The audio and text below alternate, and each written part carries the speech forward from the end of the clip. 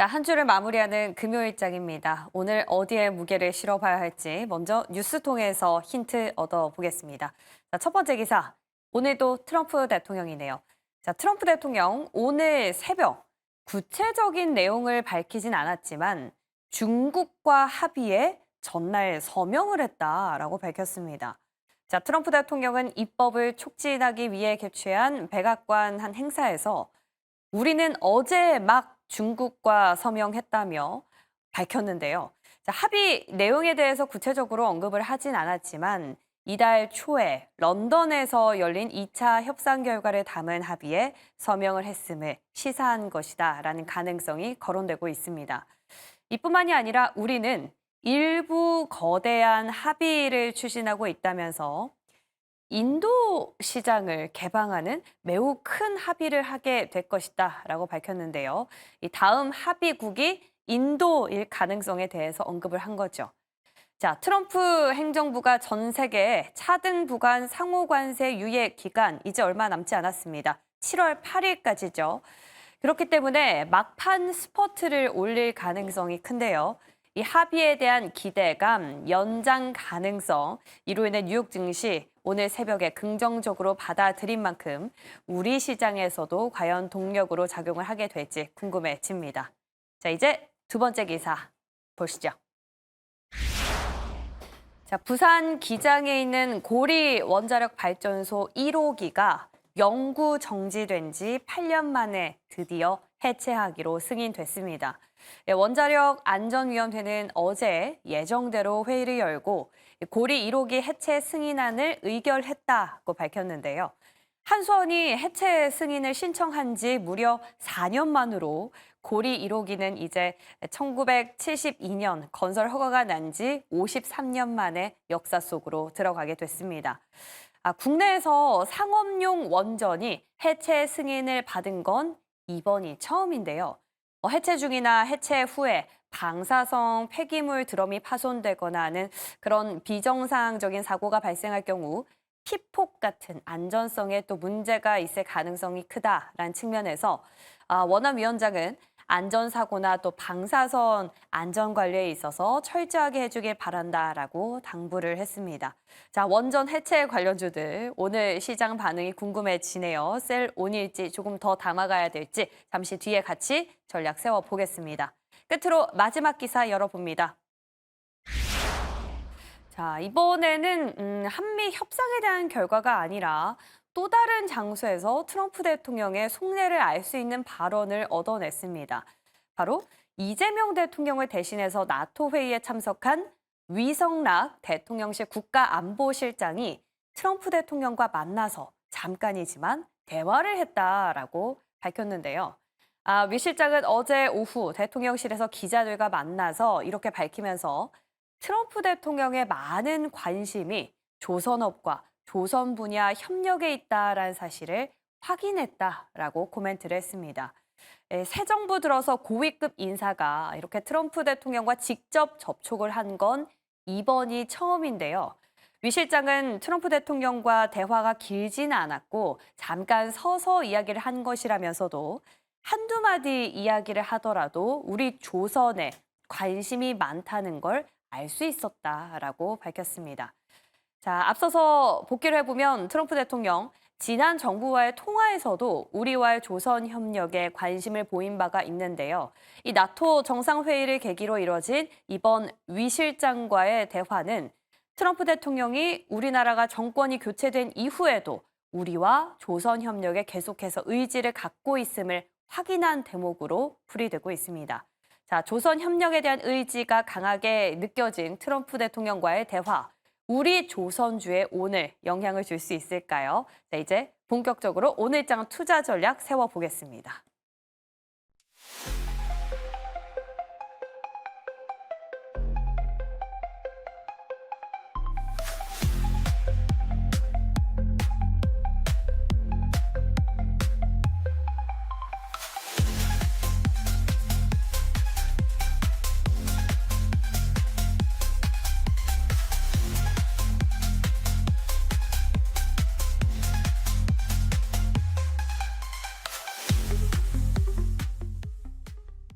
자, 금요일 아침입니다. IM증권 이화진 과장, 엠뱅골드 조선일 매니저와 함께 전략 세워보겠습니다. 어서 오세요. 네, 안녕하세요. 네, 자 이제 주말을 앞두고 있는 금요일장인데요. 오늘장 어떤 체크 포인트 가져가면 좋을지 팁을 좀 확인해 보겠습니다. 금리 인하 기대감 속에서 물가를 확인해 봐야 된다. 하반기 포트폴리오 구성. 예, 그쵸. 이제 다음 주면 하반기에 본격적으로 접어듭니다. 포트폴리오 매니저님은 어떻게 구성하실? 지금 어제 이제 약간의 조정이 오니까 많은 분들이 걱정을 하시던데 맞아요. 사실 원래 그 주식 투자를 10년 이상 하시는 분들은 아실 겁니다. 원래 이제 6월 25일 기점으로 해서 장에 약간 조정이 들어오죠. 왜 그렇습니까? 상반기가 이제 6월 30일, 31일 이렇게 끝나는데 그때까지 상반기죠. 상반기 때 수익 냈던 많은 기관 투자자들이 수익을 확정하는 그런 구간이거든요. 그래서 단기적으로 그동안 이제 조방원이 좀 많이 올라왔는데 이쪽 섹터에서 좀 수익을 내는 일부 차익 매물이 나오긴 했습니다. 그게 왜 그러냐? 어제까지 매도를 해야 T 플러스 2일. 그러니까 어제 끝내고 오늘하고 다음 주 월요일까지가 이제 그 상반기거든요. 그래서 그때까지 수익을 확정해서 확정된 금액이 들어오면 이거가 상반기 동안에 1월부터 6월까지 포트폴리오에 들어가는 겁니다. 그래서 많은 분들이 이제 왜 그런가 또는 조정이 들어왔나라고 걱정하시는데 걱정하실 일은 아니고요. 말씀드린 대로 조방원은 다시 갑니다. 아까 앵커께서도 말씀하셨습니다만 대통령실에서 어제 오후에 조선 관련된 이슈를 발표를 했는데 많은 리포트나 또는 약간 조선업종분들이 조정이 들어오니까 거의 대부분의 분들이 또 전문가분들도 뭐 하반기 때는 아니다라고 말씀하시는데 그렇지 않습니다. 제가 말씀드린 대로 조방원은 하반기 때도 계속 강하게 움직이니까 관련 포트폴리오 잘 보시고 오늘 추천주도 그런 종목, 대장 종목 가지고 나왔으니까 끝까지 시청해 주시기 바랍니다. 네, 좋습니다. 어제 하락을 한 기업들의 그 낙폭이 꽤나 커서 걱정하신 분들 계셨을 것 같은데요. 저도 보니까 뭐 차익 실현에 대한 것들 그리고 상반기 결산이다, 조정이 아니다라는 얘기가 더 많더라고요. 오늘장이 관건이 되지 않을까라는 생각이 드네요.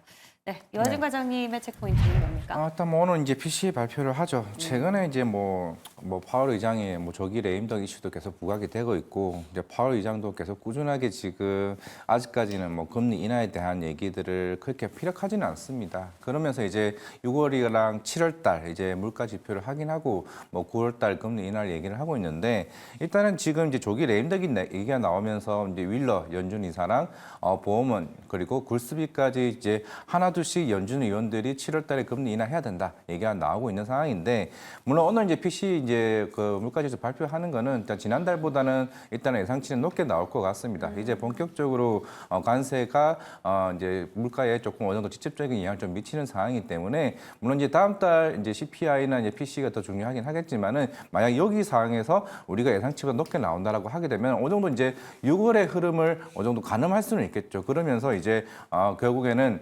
그런 연준의 의사들보다 아니면은 그런 실제 데이터가 나오기까지에 대한 변화가 있지 않을까 생각을 하고 있는데 근데 앞서 얘기했던 윌러나 이제 보험한 이사 같은 경우는 하나의 의미는 같습니다. 경기 침체가 돼서 하는 거랑 아니 경기 침체 이전에 금리 인하하는 그 차이일 뿐이지 그러면서 사실 어제 CME 패드워치 같은 경우도 특히나 이제 9월뿐만 아니라 10월까지 금리 인하를 동시에 지금 보고 있어요. 그러면서 12월에도 그냥 45%까지 올라왔다는 거는 그 금리 인하 3번까지 지금 이제 분위기가 좀 뒤바뀐 상황에서 이제 트럼프가 이제 파월 의장에 대한 향후에 이제 후임자를 계속 물색을 하고 있는 상황이 그런 측면에서 좀 중요한 오늘 데이터가 변수가 되지 않을까 좀 생각을 하고 있습니다.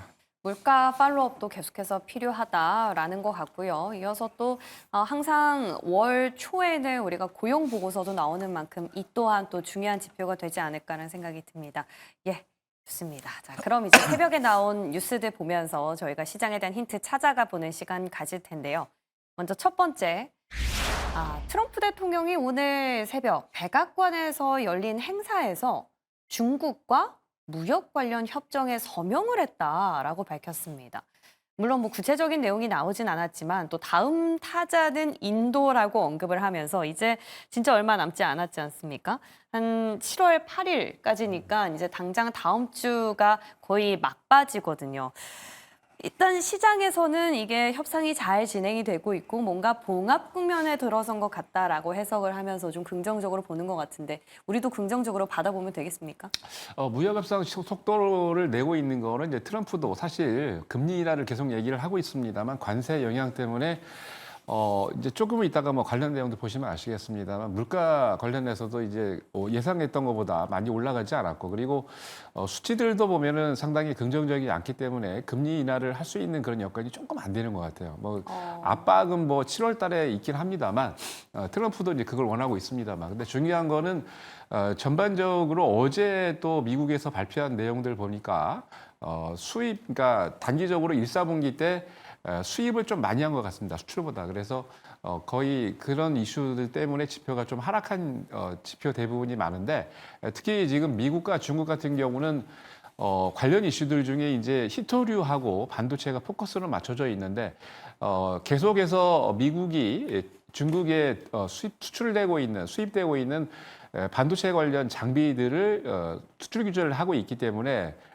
중국 같은 경우는 이를 또 상대적으로 무역 관행에서 이제 그 보복을 하기 위해서 지금 히토류 관련해 가지고 이슈를 부각시키고 있는데 우선은 전체적인 분위기로 봤을 때 기본적으로 상호관세 같은 경우는 빨리 합의를 하는 게 좋긴 한데 이게 단계적으로 안 될 때는 조금 유예 시한이 연장될 수도 있습니다만 그거는 결정적인 역할을 하고 있는 거는 바로 트럼프의 입입니다. 그래서 제가 보기에는 미국께서 금리 인하를 빨리 하기 위해서는 말씀드린 대로 관세에 의한 이런 악재들이 해결이 돼야 되기 때문에 트럼프도 여기에 대한 악재가 자기 미국의 증시에 또 많은 영향을 미치고 있다는 걸 알고 있기 때문에 이거를 좀 빨리 타개하려고 노력을 할 겁니다. 그렇게 된다면 트럼프도 여기에 대한 거를 이전에 강력하게 외치던 것보다는 좀 완화돼서 관세 관련된 이슈를 해결할 가능성이 높다라고 보여지고요.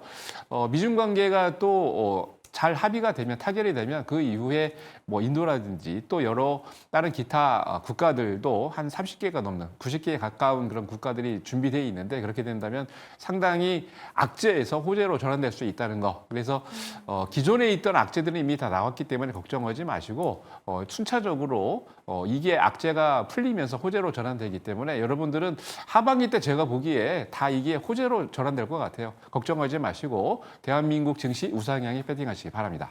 네, 매니저님 그 말씀 듣다 보니까 궁금한 게 생겼는데요. 어쨌든 중국과 합의를 했다라고 밝혔지 않습니까? 그럼 중국과 다시 사이가 좋아진다면 우리가 그동안 중국과 미국과 경쟁 사이에서 얻었던 반사수혜, 대표적으로 뭐 태양광이나 이런 부분들, 오늘 새벽에 물론 다른 이슈로 뉴욕 증시에서 하방 압력을 좀 받긴 했지만 이 부분 다시 또 우리 좀 고민해야 되는 시기가 아닌가라는 생각이 들어요. 그거는 이제 그렇지 않은 게 괜찮을까요? 태양광 같은 경우는 기본적으로 이제 이미 이게 인권법에 걸리는 내용이기 때문에 왜냐하면 신장 위구르 지역에서 나오고 있는 그런 원료들을 사용을 하는데 여러분 아시겠습니다만 이게 인권법에 뭐 미국뿐만이 아니라 전 세계가 지금 이거를 타겟팅하고 있기 때문에 그거는 바꿀 수 없는 얘기죠. 근데 문제는 뭐냐면 태양광이나 이 환경에너지 관련해 가지고 보조금이 지급이 안 되는 관계 때문에 좀 빠지고 있긴 합니다만 네. 반사이익은 말씀드린 대로 분명히 받는다라고 말씀드리고 싶고 네. 그리고 미중 관계가 아무리 좋아진다고 해도 인권법에 관련된 것들은 바뀔 수가 없는 거잖아요. 그래서 거기에 대한 내용들은 아마 반사이익을 받을 것으로 예상을 하고 있습니다. 네, 좋습니다. 자, 태양광 좀 걱정했는데 문제 없다라는 입장. 자, 이 다음에는 이제 국내 증시로 좀 들어와 볼게요. 어제 빅 이벤트 가운데 하나였던 원안위의 고리 1호기 해체 승인권 결국에 승인이 됐습니다. 근데 이미 오르비텍을 대장으로 우리 기술 뭐 여러 해체 관련주들이 각광을 받았었기 때문에 예상대로 흘러간 상황에서 시장 반응이 어떻게 나올지 좀 궁금하거든요. 네, 뭐 어제 뭐 그 이슈가 나오고 나서 이제 넥스트레이드 기준으로 한전 KPS 같은 경우가 한 5% 이제 올랐고 물론 오르비텍 같은 경우는 이제 넥스트레이드 그 종목이 아니기 되죠. 때문에 안 나왔죠. 예. 안 나오긴 했는데 물론 이제 이 시장이 아까 뭐 시장에서 얘기가 나오겠지만 한 500조 시장이긴 하지만은 이 500조라는 기준이 기존에 이제 실제로 이제 원전 자체가 가동되지 않는 그 원전이 대략 한 210 15기 정도가 됩니다. 그럼 적어도 한 기당 그 1.5조에서 그 한 2조 정도 이제 사이겠죠. 그럼 이제 여기서 이제 한전 KPS와 두산 에너빌리티와 뭐 오르비텍이 있는데, 근데 이게 기간이 굉장히 깁니다. 거의 한 13년에서 15년 정도 이제 걸리는 흐름인 상황이고, 결국에는 이제 우리나라 입장에서는 한수원은 새로운 이제 레퍼런스가 생기는 거죠. 우리가 나중에 뭐 입찰을 하더라도 우리 이거 한번 지어본 경험이 없어요랑 우리 한번 이제 여기에 대한 레퍼런스가 있어요랑 굉장히 다릅니다. 그거에 따라서 이제 추후에 이 사업 자체를 더 활성화시킬 수 있는 부분에서는 이건 좀 긍정적으로 보이고 있는 상황이고, 지금 이제 우리나라 원전 자체가 지금 체코의 이제 두코바니 이 이슈 하나로 이제 주가가 올라왔죠. 그러면서 이제 SMR 원전까지 시장에서 이제 부과를 받고 있습니다. 물론 아직까지는 SMR 관련해서 계속 꾸준한 이제 공급 이슈는 있지는 않겠지만, 그게 하반기 때부터 모이고 내년부터 이제 데이터 센터에 대한 이슈가 얘기가 나오게 되면서 우리는 그 밸류와 그 성장 모멘텀이 함께 나오고 있는데, 여기서 이제 또 해체 그 관련된 이슈까지 부각되는 거기 때문에 모든 사업 부각이 하나둘씩 나오게 다각화가 되면서 원전은 하나의 밸류를 이제 형성해 나가는 좀 과정이라 좀 생각을 하고 있기 때문에, 오늘 전 제가 봤을 때 조정이 나온다 하더라도 오히려 기회라고 생각을 하고 있고, 그런데 기회도 안 줄 수도 있다라 좀 충분히 좀 생각을 하고 있습니다. 그래요. 요게 그런 우리 한국에 대한 그 원전에 대한 그 자체가 좀 전체적으로 성장하는 좀 단계에 있다라고 좀 보시면 되지 않을까 좀 생각을 하고 있습니다. 그럼 혹시 원전 안에서 탑픽은 어느 정도 보세요? 저는 두산 에너빌리티 생각을 하고 아, 있습니다. 역시 두산으로. 그렇죠. 이거는 이제 많은 사업들을 예. 하고 있고 아. 큰 금액도 투자를 하고 있는 상황에서. 네. 네. 그러니까 뭐 이번 해체 승인 이슈가 일시적인 셀온으로 해석을 할 게 아니라 원전이 우리나라 입지를 전체적으로 탄탄하게 다져가고 있는 측면으로 봐야 한다. 한마디로 큰 그림으로 봐야 한다라는 입장 두 분 다 동일하신 것 같아요. 예, 좋습니다. 원전도 원전인데 어제 방산과 조선의 조금 뜨뜨미지간 움직임을 보신 분들 또 애매하셨을 겁니다. 근데 조선에 대해서 마침 우리가 점검해 볼 수 있는 기사가 나왔어요. 위성락 대통령실 국가안보실장이 나토 회의에 참석을 했죠. 이 자리에서 잠깐이나마 트럼프 대통령과 대화를 했는데 여전히 우리나라 조선업 그리고 미국과의 조선업 협력에 대해서 관심을 갖고 있음을 확인할 수 있었다라는 발언을 어제 기자회견에서 한 겁니다.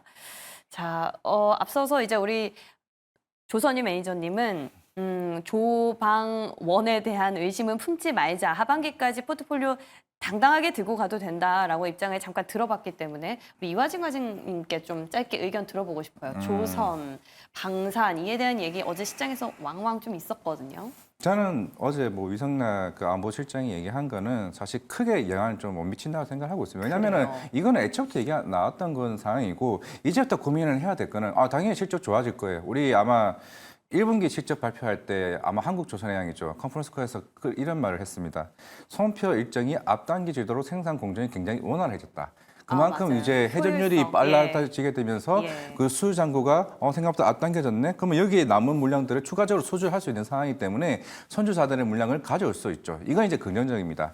그동안 사실 우리가 환율 자체가 그 1,500원 가까이 오게 되면서 이제 우리가 특히 조선 엔지니어링들 사실 인력들이 굉장히 부족했죠. 그러면서 인력 비용들이 굉장히 올라갔습니다. 그게 환율 효과도 있었죠. 근데 향후에 이제 우리나라 입장에서는 만약에 원화 절상이 된다라고 하게 되면은 여기에 비용 문제도 조금은 우리는 이제 견제해야 되는 부분이기도 하고, 이제 결국에는 물론 이제 트럼프에 대한 속내가 굉장히 좀 궁금하기도 하고, 당연히 이제 우리나라 조선소에 관련된 강점이 충분히 있는 상황인데, 저는 분명히 이게 일본 조선소와 결국에는 양분할 수밖에 없는 관계로 좀 가지 않을까라 좀 개인적으로 좀 생각을 하고 있습니다. 그런 상황이고, 물론 이제 신조선가 지수가 아직까지는 186대에서 조금 계속 유지하고 있는 상황에서 새로운 시장을 이끌어갈 모멘텀이 조금 기대를 좀 봐야 될 것 같고, 물론 이틀 전에 이제 한조선 이제 그 한조양 간담회가 나온 이후에 이제 저도 여러 전문가분들과 얘기를 해봤을 때 뭐 MRO 사업에 대한 부분도 특히 하나가 좀 공격적으로 좀 하고 있고, 현대그룹 같은 경우는 일단 좀 신중한 좀 흐름을 좀 가고 있는 것 같습니다. 물론 이제 해외 조선소에 대한 확장, 우리 흔히 말해서 캐펙스 투자죠. 캐펙스 확대에 대한 이제 고민을 하고 있는 상황에서 이런 방향성에 따라 과연 이제 추가적으로 조선이 갈 수 있을지, 아니면은 우리가 새로운 모멘텀을 좀 찾기 있는 그 그 구간에 있는 흐름이 아닌가라고 생각을 하고 있습니다. 조금은 고민을 해봐야 되는 시점이다라는 얘기로 들립니다. 예, 좋습니다. 두 분 다 개인적인 투자 의견이니까 한번 중심 잘 잡아보시고요. 자, 그럼 이제 저희는 오늘장 어디에 무게추를 둬야 할지 점검 들어가 볼 텐데 먼저 첫 번째 섹터 열어보겠습니다. 로봇과 반도체인데요. 반도체는 어제 시장 보면서 마이크론도 시간외에서 막 5%까지 오르다가 약간은 2%까지 좀 힘이 빠지고 우리도 잘 가다가 한미반도체 어제 저희 관심주로 말씀을 드렸었는데 그것도 막 10%씩 가다가 나중에는 막 조금 줄어들더라고요. 너무 걱정할 필요는 아닌 것 같아요. 아, 그래요? 뭐 마이크론은 시작 발표 이후에 약간 이제 차익 매물이 나와서 좀 빠지긴 했습니다만 오히려 마이크론보다 이제 엔비디아가 더 강세를 보이면서 네. 엔비디아가 시가총액 1위로 올라갔는데 전체적으로 봤을 때 시장 분위기는 아직 끝나지 않았다라고 말씀드리고 싶고 지금 보시는 것처럼 하나비전이 한미반도체 같은 경우에는 어제 한 10% 이상, 11% 이상 급등을 하면서 서킷 브레이크 중간에 이제 급등을 했었는데 하나비전 같은 경우에도 끝날 때 9.49%로 강세를 건조했어요. 보였죠. 네. 굉장히 강합니다. 네. 전체적으로 봤을 때는 어제 특히 이번 장의 대장은 SK 하이닉스죠. 기관이 이제 보면은 아까 시작할 때 말씀을 드렸습니다만 바닥에서부터 지금 SK 하이닉스가 50%가 넘었어요. 이 대형주가 50% 넘었다는 얘기는 중소형주들은 벌써 한 뭐 500% 넘었다는 얘기거든요. 엄청나게 올라갔다는 얘기인데 그렇기 때문에 기관이 단기적으로 좀 차익을 실현한 것 뿐이지 기본적으로 여기에 대한 랠리는 끝나지 않았다라고 보고 있고요. 상반기에 수익을 약간 주도를 했기 때문에 차익 실현 이후에 외국인들은 계속 꾸준하게 매수를 하고 있습니다. 거기다가 보통 이제 윈도우 드레싱 효과라고 그러죠.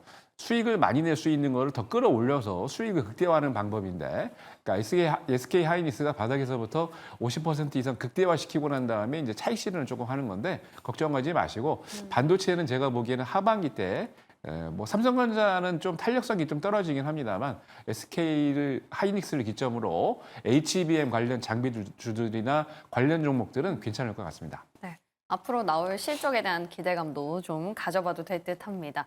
반도체 괜찮다. 그럼 로봇은 어떨까요? 로봇은 다시 이번 한 주를 좀 돌이켜 보면 정부 인사가 발표 나면서 LG와의 연결고리로 로보티즈가 막 뛰기 시작했는데, 기대감이 붙으면서 이제 다 같이 갈 것이다고 했던 것 치고는 어제도 그렇고 그제도 그렇고 조금 빠져서요. 네. 뭐 어떻게 봐야 됩니까? 로봇은 어떻게 보면 이제 네. 어제 뭐 매도했던 우리나라 시장에서 이제 하반기에 대한 전략 중에서도 로봇은 좀 제가 볼 때는 조금 비중을 늘릴 수 있는 부분이 아닌가라 좀 생각을 하고 있습니다. 제가 매니저라고 하게 되면은 네. 왜냐하면 이제 지금 이제 하반기 때부터 얘기가 나오고 있는 게 일단 테슬라 옵티머스 로봇이죠.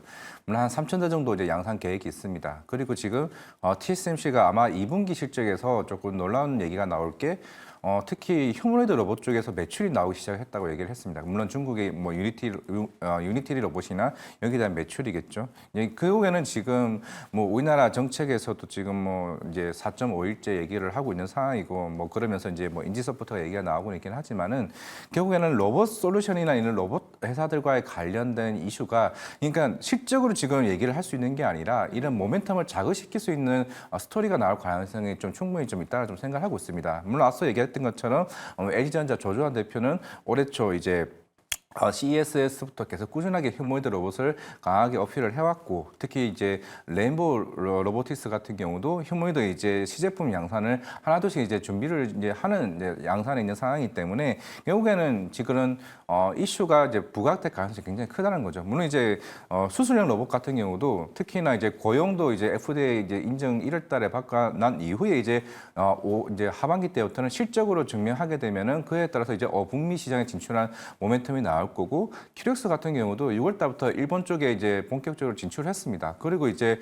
제일 중요한 게 미국 시장에 FDA 이제 인허가 신청을 하는 상황이죠. 그만큼 여러 개별적인 로봇 회사들과의 그런 스케줄이 좀 있는 상황에서 이런 모멘텀 부각들이 특히 SK 채태원 회장도 마찬가지겠지만은 유일로보틱스도 5월 달부터 본격적으로 청라에 거의 2,500억짜리 네. 이제 캐파 증설을 했거든요. 그러니까 이미 시장이 올라갈 준비는 인프라는 또 어느 정도 다 준비가 돼 있는 상황입니다. 지금 제가 말했던 이제 개별적인 이슈가 있는 상황에서 그런 정부적인 정책이나 이제 그런 대기업들에 대한 투자 이슈가 부각이 된다라고 하게 되면 사실 흔히 말해서 빈집털이나 마찬가지죠. 우리가 말하는 레인보우 로보틱스나 큐렉스나 보게 되면은 주가가 저 바닥에 있습니다. 그런 상황에서는 충분히 포트 비중을 늘릴 가능성이 좀 있는 상황에서 좀 가지고 와봤습니다.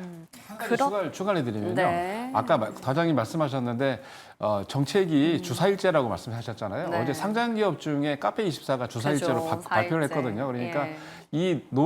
많이 이제 쉬는 기간 동안에 로봇이 더 열심히 일을 해야 되겠죠. 그러니까 그런 과장님 대체제. 말씀이 맞는 네. 것 같아요. 좋은 연결고리들을 짚어주신 것 같은데요. 과장 그러면은 로봇을 본다면 우리 매니저님은 레인보우 레인보우 로보틱스 로보틱스. 계속 말씀해 네. 주셨는데 과장님은 어떻습니까? 기대감으로 휴머노이드 볼까요? 아니면 실적을 보는 뭐 감속기 액추에이터 쪽이 나을까요? 물론 이제 액추에이터 같은 로보티즈도 있긴 하지만 사실 로보티즈 그 액추에이터가 물론 매출의 한 89%긴 할 겁니다. 근데 그렇게 이제 실적이 올라오는 것도 아니고 네. 두산 로보티스 같은 경우도 물론 아직까지 제가 알기로 흑자 전환이 안 된 걸로 알고 있는데 근데 만약에 미국에서 금리 인하를 하게 되면 왜냐하면 미국이 중요합니다. 이 회사가 미국 쪽에 이제 법인이 있는 상황이기 때문에 미국이 금리 인하를 하게 되면 기업들이 투자를 늘리게 될 그렇죠. 것이고 그러면 협동 로봇의 수요가 있겠죠. 그러면 그때는 두산 로보티스가 맞는데 지금 상황에서는 이제 결국에는 옵티머스 로봇이 이제 보여주게 되고 이게 향후에 그 보여줄 수 있는 생산력에 대해서 그 기대감이 보여줄 수 있는 거기 때문에 레인보우 로보틱스 그리고 로보티즈 물론 이제 로보티즈도 이제 액추에이터 쪽이기 때문에 휴머노이드 로봇 생산에 있는 상황이죠. 네. 그리고 유일 로보틱스는 당장에 휴머노이드가 짓기는 어렵긴 하지만은 올해 초에 4명의 이제 인재 영입을 했죠. 삼성전자에서 영입을 했습니다. 그런 상황이기 때문에 휴머노이드가 좀 대표적으로 움직일 가능성이 있다고 생각하고 있습니다. 또 좋은 기준점을 주셨네요. 금리 인하 그 전까지는 또 기대감으로 휴머노이드 쪽 그리고 금리 인하가 되고 나서 본격적으로 투자를 할 수 있을 땐 협동 로봇 쪽이다. 정확한 기준점 저희도 잘 기억해 보겠습니다. 자, 그럼 이제 다음 섹터 또 넘어가 볼게요. 자, 이번에는 컨텐츠와 스테이블 코인. 예. 컨텐츠는 최근에 각광을 받은 게 뭐 한알령 이슈도 있고 한데 오늘 보니까 마침 오징어 게임 3 그렇죠. 나오더라고요. 혹시 보셨어요? 오징어 2까지? 게임 2까지는 봤고요. 아, 네. 봤고 제가 이제 지난번에 헷갈렸던 게 이제 네네. 1에도 이병헌 씨가 나오는데 2에만 이병헌 씨가 나오는데 제가 헷갈려가지고 지난번에 한번 말씀드렸었는데 네. 오늘 이제 3가 개봉을 하죠. 근데 오징어 게임 3 관련해서도 뭐 이슈가 나와서 하긴 상승이 약간 하겠습니다만 제가 보기에는 그거보다는 더 큰 게 오징어 게임도 큽니다만 한한령 해제가 더 큰 것 같아요. 그래서 이제 한한령 해제에 포커스를 두는 것이 좋지 않겠나라고 생각이 듭니다. 왜냐하면 이미 이제 한한령 관련해가지고 해제 관련해가지고 이미 3월 달에도 이슈가 나와서 한한령 관련주들이 굉장히 강세를 보였는데 특히 3월 달 같은 경우에 3월 26일부터 27, 8까지 3일, 3박 4일 동안 중국을 대표하는 많은 엔터 기업 수장들이 국내에 방한을 했습니다. 그때 이제 중국의 최대 여행사죠. 차이나 투어리즘 그룹의 자회사가 이 모든 거를 주관해서 진행을 했는데 첫날 왔을 때는 일산하고 이제 상암동에 방송사를 방문했고 그리고 27일에는 우리나라를 대표하는 연예 기획사들 대표적인 기업들을 방문했었고요. 그리고 마지막 날에는 스토리파크라는 신철승 총괄 PD가 있다고 이분이 되게 유명하신가 봐요. 저는 잘 모르겠는데. 근데 그분을 포함해서 한 문화예술계 주요 인사들 40분들하고 주요한 미팅을 했었거든요. 그래서 여기에 대한 이슈가 부각이 되면서 4월 달부터 굉장히 엔터 관련이나 또는 한한령 해제 관련주들이 강하게 움직였는데 7월 달 이후에도 특히 뭐 여러분 아시겠습니다만 많은 종목들이 또 뭐 텐센트라든지 중국의 많은 기업들이 우리나라의 또 엔터 기업들 지분을 많이 늘리고 있지 그렇죠. 않습니까? 네. 그 이유가 하반기 때부터는 여기에 대한 반사이익을 받을 것을 예상을 하고 있기 때문에 투자를 하고 있는 거고 중국뿐만이 아니라 중국계 중화권이 좀 많이 있죠. 전 세계에서 중화권 관련된 또 이슈가 부각이 될 수 있기 때문에 그렇게 된다면 K 컨텐츠는 지금 제가 보기에 바닥이다라고 보여집니다. 오, 하반기에 포트폴리오 팁까지 주셨어요. 조방원의 한알령 얹어서 한번 보자. 예. 그리고 스테이블 코인은 저희가 어제도 시계 내렸습니다 하면서 웃으면서 얘기는 했지만 이거 좀 급락이 좀 심하게 나오는데요. 이전에 LG CNS는 뭐 더블 모멘텀을 한번 지켜보자라고 했었는데 어떻게 봐야 됩니까, 이거? 아직 뭐 모멘텀이 끝난 건 아니죠. 그래요? 물론 이제 지금 서클의 이제 방향성에 따라서 같이 연동되는 흐름이 좀 크다라 좀 보이고 있는데 네. 물론 이게 급락이 나왔던 게 일단 미국의 하원에서 이제 승인 지연 이슈가 나오게 되면서 어느 정도 뭐 그게 나오긴 했는데 일단 트럼프 대통령이 이제 강하게 이제 밀고 있는 상황에서 뭐 하원에서도 이제 통과 여부가 뭐 그러니까 미스가 날 가능성은 제가 볼 때 낮다라고 좀 보일 수가 있는 거죠. 물론 이제 우리나라에서는 워낙 카카오페이 같은 경우도 이제 급등을 해왔었고 오죽했으면 거래 정지가 2번이나 됐습니다. LG CNS는 아직까지 이제 과열인 상태이긴 한데 물론 이제 LG CNS도 공모가가 거의 한 61,900원으로 제가 알고 있습니다. 카카오페이가 9만 원이죠. 그럼 이제 물론 이제 스텝코인 자체가 지금 당장에 이 회사가 향후에 수익성을 얻는다? 사실 그건 아니죠. 이제 향후에 그 기대감이 더 클 수가 있다는 거죠. 물론 우리가 지금 이제 모진투자증권에서 얘기가 나왔던 게 막 카카오페이 같은 경우는 선불 충전 금액이 한 5,900원 정도가 됩니다. 그런데 이게 28년 기준으로 가게 되면은 선불 충전 금액이 8천억이 돼요. 그 8조가 돼요. 8조가 되게 되면 그럼 운영 수익으로 연간 한 3천억 정도에 대한 수익이 나올 수가 있습니다. 그렇기 때문에 밸류에이션을 이제 목표가를 13만을 잡았던 거죠. 물론 이제 이거는 추후에 그 담보 가치에 따라서 추가적으로 상승 흐름이 나올 거고 어제 또 네이버페이 간담회를 얘기를 하게 되면서 향후에 그런 이제 스테이블코인 본인들도 관련된 하겠다고 얘기를 하죠. 네. 그러면 이 시장이 더 커지는 겁니다. 네. 지금 하나둘씩 지금 게임사들도 이제 코인 관련된 상표 출연을 하고 있는 상황이기 때문에 이 모멘텀은 주가가 너무 많이 빠져서 부담스러워요라고 얘기를 하시는데 그건 결국에는 어쩔 수가 없죠. 단기적으로 거의 2배 가격, 진짜 카카오페이는 3배가 올랐습니다. 그 단기적으로 그런 변동성에 유의를 하는 좀 상황이지 긴 흐름에서는 스테이블코인 같은 경우는 우리나라는 다음 달에 또 이제 국회 이제 정무회의가 좀 열려 있는 좀 상황이기 때문에 그 대통령 서명까지는 한 11월, 12월까지 계속 이 모멘텀이 부각될 가능성은 좀 있다라고 생각하고 있고요. 결국에는 변동성에만 좀 주의하자 말씀드리겠습니다. 그 스테이블 코인이랑 AI의 교집합 기업 하나만 꼽아주신다면 어디 선택하시겠어요? 네이버, 카카오요. 네이버, 네. 카카오, 예, 좋습니다. 막간을 활용해서 팁을 얻어봤고요. 이제 최종적으로 오늘장 투자해볼 만한 기업은 뭐가 있는지 관심주 하나씩만 좀 공개해 보겠습니다. 넥스트 바이오메디컬, SM. 오호, 확실히 한알령 쪽으로 무게를 두시네요. SM은 이제 계속해서 제가 추천드리고 네. 있는 종목 중인데 아시겠습니다만 한한령의 최대 수혜 주고 얼마 전이죠. 5월 정확히 이제 28일이네요. 텐센트의 자회사, 텐센트 뮤직 엔터테인먼트 홀딩스 홍콩에 있는 자회사가 지분을 9.6% 인수를 했죠. 뿐만이 아니고 이제 하반기 때 아티스트들이 굉장히 많이 이제 국내뿐만이 아니라 글로벌에서 공연도 많이 실시간으로 진행이 될 건데 조금 있으면 또 에스파가 콘서트를 한다는데 전석 매진이 됐고 8인조 다국적 걸그룹이 있습니다. 하츄투 하츄도 본격적으로 지금 이제 글로벌 데뷔하면서 이제 신인 걸그룹으로 활동을 하고요. 영국의 보이그룹인 디어 앨리스 같은 경우에도 영국에 있는 엔터 회사하고 같이 합작을 해서 지금 프로젝트를 진행을 하고 있는데 굉장히 반응이 좋다고 그러죠. 국내뿐만이 아니라 중국이나 유럽, 전 세계 북미도 마찬가지고요. 글로벌 다각화되고 있는 이 SM 관심 있게 지켜보시기 바랍니다. 네, 좋습니다. 자, 넥스트 바이오메디컬은 어떻습니까? 최근에 주가 반등이 나오고 있죠. 2분기 실적이 굉장히 중요합니다. 작년 한 10월쯤에 이제 FDA 이제 인증받았던 위내시경 이제 지혈제죠. 넥스파우더라고 해서 이제 2분기 때부터 이제 본격적으로 미국에 이제 물건이 들어갔고 물론 2분기 통으로 반영되지는 않을 겁니다. 제가 알기로 5월, 6월쯤부터 이제 나가기 때문에 2분기를 시점으로 3분기 때부터 이제 미국에 들어가게 될 텐데 뭐 시장에서 얘기하는 건 간세 얘기가 나오고 있는데 이 회사는 메드트로닉이 다 모든 유통망을 계약을 했고 실제적으로 28년까지 계약돼 있는 상황이기 때문에 넥스트 바이오 메디컬은 간세를 지불하지 않습니다. 이건 전부 다 메드트로닉이 이제 부담하는 상황이기 때문에 만약에 올해부터 이제 본격적인 매출이 나올 거고 흑자 전환을 이제 보고 있는 상황이고 그렇게 되면은 내년에는 이런 지혈제 관련해서 이제 표준 치료제로 등재되게 되면은 물론 기존에는 대부분 이제 클립제로 하고 있습니다. 클립제를 하고 있는데 이런 파우더 형식으로 하고 있는 넥스트 바이오메디컬이 이 시장에서 얼마만큼의 매출이 나오냐에 따라서 제가 볼 때는 주가는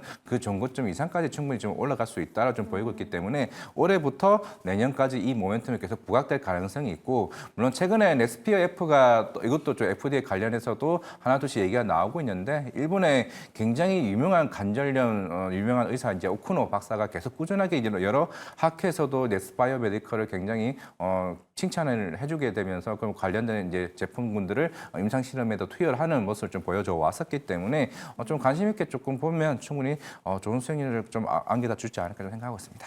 요즘에 바이오는 안에서 모멘텀이 뚜렷한 기업들 중심으로 개별적으로 튀는 종목들이 많습니다. 에이비온도 그렇죠. 이에 맞서는 기업으로 넥스트바이오메이컬 저희도 챙겨보겠습니다. 오늘도 두 분께 팁 많이 얻어봤네요. 이화진 과장님은 여기서 먼저 보내드릴게요. 고맙습니다. 네.